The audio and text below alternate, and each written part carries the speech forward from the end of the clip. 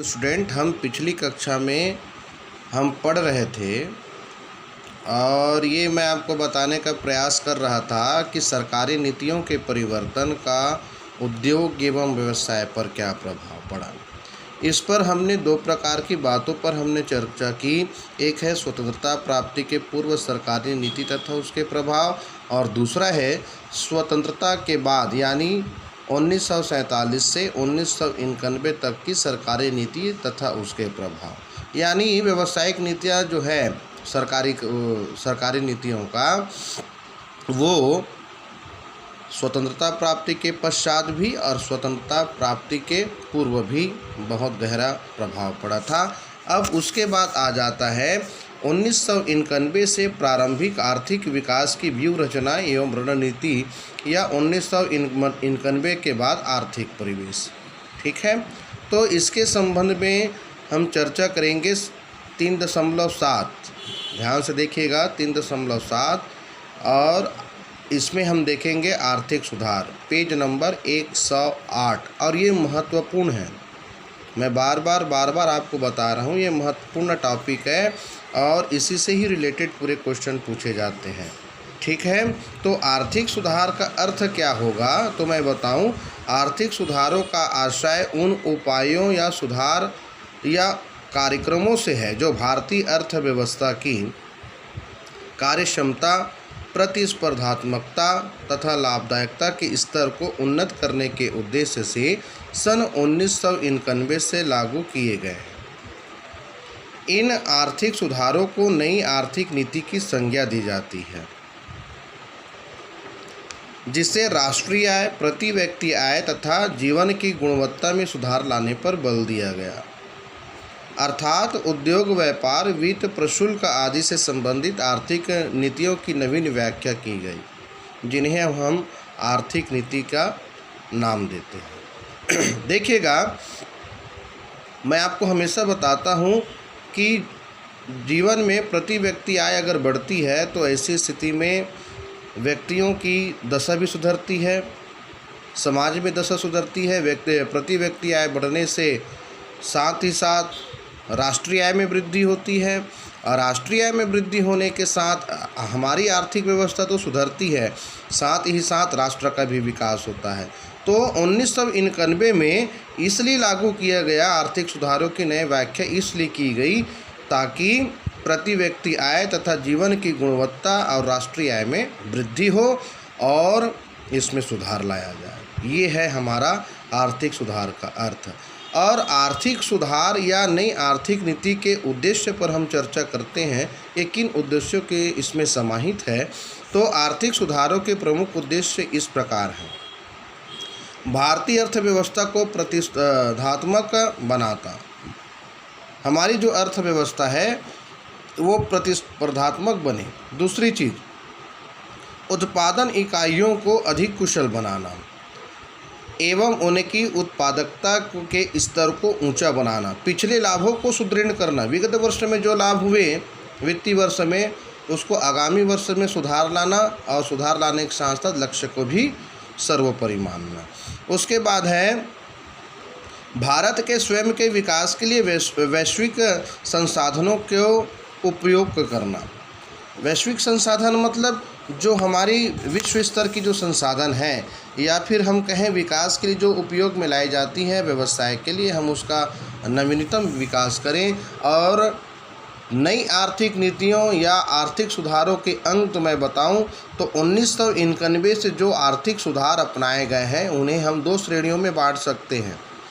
संरचना संबंधी, जिसको बोलते हैं ढांचागत उपाय, और दूसरा होता है स्थिरता संबंधी उपाय। पहला में संरचना संबंधी उपायों से हमारा आशय उन नीतियों से है जो आर्थिक प्रणाली के पूर्ति पक्ष को सुदृढ़ करती है। आर्थिक प्रणाली के पूर्ति पक्ष को क्या करती? सुदृढ़ करती। जैसे व्यापार, टेक्नोलॉजी तथा विदेशी विनियोग नीति में सुधार, क्योंकि ये जब तक सक्षम नहीं होंगे और सही दिशा पर यह नहीं जाएंगी तो निश्चित रूप से हमारी व्यापार, टेक्नोलॉजी या बोले विदेशी विनियोग में सुधार नहीं हो पाएगा। औद्योगिक नीति में सुधार जरूरी है। वित्तीय सुधार, सार्वजनिक क्षेत्र विषयक नीति में सुधार। और दूसरा है स्थिरता संबंधी उपाय। तो इससे हमारा आशय उन नीतियों से है जो आर्थिक प्रणाली के मांग पक्ष को सुदृढ़ करती है। देखिएगा, दो पक्ष होते हैं, मांग और पूर्ति। आप लोग अर्थशास्त्र में अध्ययन भी करते होंगे, मांग और पूर्ति। जहाँ मांग है तो निश्चित रूप से पूर्ति की भी साधन अवश्य होने चाहिए, और जहाँ पूर्ति है तो वहाँ मांग अपने आप ही वैकल्पिक चलता रहता है। ये एक दूसरे के पूरक होते हैं। और किसी भी राष्ट्रीय दशा का सुधार चाहते हैं तो मांग पूर्ति में स्थिरता आवश्यक है। तो इससे ब्याज दर कम करके उदार मौद्रिक नीति को अपनाना, रुपए की विनिमय दर से समायोजित करना, रुपए की विनिमय दर से समायोजित करना तो है ही, साथ ही वित्तीय नीति में परिवर्तन करना, उपयुक्त मजदूरी आय नीति अपनाना। तो इस प्रकार से बहुत सारी जो नई आर्थिक नीति के सुधार के अंग बनाए गए, ये उनके बारे में हम विवेचना कर रहे थे। अब उसके बाद आ जाता है आर्थिक सुधारों की मुख्य विशेषताएं क्या है। तो 1991 और 1992 से लागू किए गए आर्थिक सुधारों के 4 प्रमुख स्तंभ हैं। उदारीकरण बहुत ही महत्वपूर्ण चैप्टर है, और ये चारों में से कोई भी एक प्रश्न आपके प्रश्न पत्र पर आता है। तो आर्थिक सुधारों के 4 प्रमुख स्तंभ क्या हैं? उदारीकरण, दूसरा होता है निजीकरण, और तीसरा होता है वैश्वीकरण, और चौथा होता है आधुनिकीकरण। और इन चारों को हम विस्तारित रूप से हम चर्चा करेंगे, ये महत्वपूर्ण है। अच्छा, चलिए उदारीकरण का हम सबसे पहले जो 4 स्तंभ पढ़े हैं वो 4 स्तंभ को हमने जानने का प्रयास किए हैं। तो 4 स्तंभ कौन कौन से फिर से रिपीट करते हैं? उदारीकरण, निजीकरण, वैश्वीकरण, और चौथा होता है आधुनिकीकरण। ठीक है, तो सबसे पहले आता है उदारीकरण। तो प्रश्न में आता है उदारीकरण क्या है, उदारीकरण की विशेषताएं लिखिए, तो है ना। तो उदारीकरण का अर्थ मैं आपको बताने का प्रयास कर रहा हूँ, बिल्कुल ध्यान से सुनिएगा। उदारीकरण वह प्रक्रिया है जिसमें देश के शासन तंत्र द्वारा अपनाए जा रहे लाइसेंस, नियंत्रण, कोटा, प्रशुल्क, टैक्सेशन आदि प्रशासकीय अवरोधों को कम किया जाता है ताकि देश को आर्थिक विकास के मार्ग पर ले जाया जा सके। उदारीकरण में निजी क्षेत्र को उन उद्योगों का संचालन करने की भी स्वीकृति दी जाती है जो पहले सार्वजनिक क्षेत्र के लिए आरक्षित थे, तथा निजी क्षेत्र के संबंध में लगे प्रतिबंधों एवं नियमों में ढील दी जाती है। और उद्योगों के संबंध में उदार नीति निम्न प्रकार से अपनाई गई। तो कैसे उदारीकरण का अर्थ हम जाने। उदारीकरण का अर्थ होता है या उस प्रक्रिया से है जो शासन प्रशासन के द्वारा चलाए जा रहे हैं। जैसे कोई भी व्यापार व्यवसाय के लिए लाइसेंस की आवश्यकता होती है, नियंत्रण की आवश्यकता होती है, कोटा की आवश्यकता होती है, टैक्स की आवश्यकता होती है, आदि जितने भी जो प्रशासकीय है ना, जो निजी क्षेत्र हैं, अवरोधों को कम किया जाता है ताकि देश को आर्थिक विकास में के मार्ग पर ले जाया जा सके। देखिए, छोटे छोटे अगर व्यवसायी होते हैं, अगर हम उनको किसी भी नियमावली में बांधेंगे तो ऐसी स्थिति में छोटे छोटे जो रिटेलर हैं या फुटकर व्यापारी हैं वो व्यापार व्यवसाय नहीं कर पाएंगे। इसलिए उनको लाइसेंस है, नियंत्रण है, कोटा है, प्रशुल्क है, इन बातों से उनको मुक्त कर दिया जाता है ताकि वो स्वतंत्र रूप से व्यापार व्यवसाय कर सकें, उनको ढील दी जाती है। उदारीकरण के जो उपाय किए गए उनमें सबसे पहले आती है लाइसेंसिंग नीति। इस लाइसेंसिंग नीति के अंतर्गत किन किन लोगों को लाइसेंस से मुक्त की गई, इन पर चर्चा करते हैं। तो लाइसेंस की अनिवार्यता से जो मुक्ति मिली, वर्तमान में केवल 6 उद्योगों के लिए लाइसेंस की अनिवार्यता है। याद रखिएगा, वर्तमान में केवल 6 उद्योगों के लिए लाइसेंस की अनिवार्यता है, बाकी सब लाइसेंस की अनिवार्यता से मुक्त हैं। तो वो 6 उद्योग जो लाइसेंस के लिए अनिवार्यता है वो कौन कौन से हैं? एल्कोहल पेय यानी मादक पदार्थ, जैसे कि शराब, ठीक है, इनके लिए लाइसेंस की आवश्यकता अनिवार्य है। दूसरा है सिगरेट, इनके लिए भी लाइसेंस आवश्यक है। उसके बाद आता है प्रतिरक्षा उपाय, डिफेंस इक्विपमेंट्स। तो डिफेंस के लिए जो भी हम प्रतिरक्षा उपकरण रखते हैं, जैसे कि कोई रिवॉल्वर रखता है, कोई गन रखता है, तो ऐसी स्थिति में रखने वाले से के लिए लाइसेंस की अनिवार्यता बहुत ज़रूरी है। औद्योगिक विस्फोट, बहुत सारे विस्फोटक पदार्थ होते हैं जिनके लिए लाइसेंस अनिवार्य किया गया है।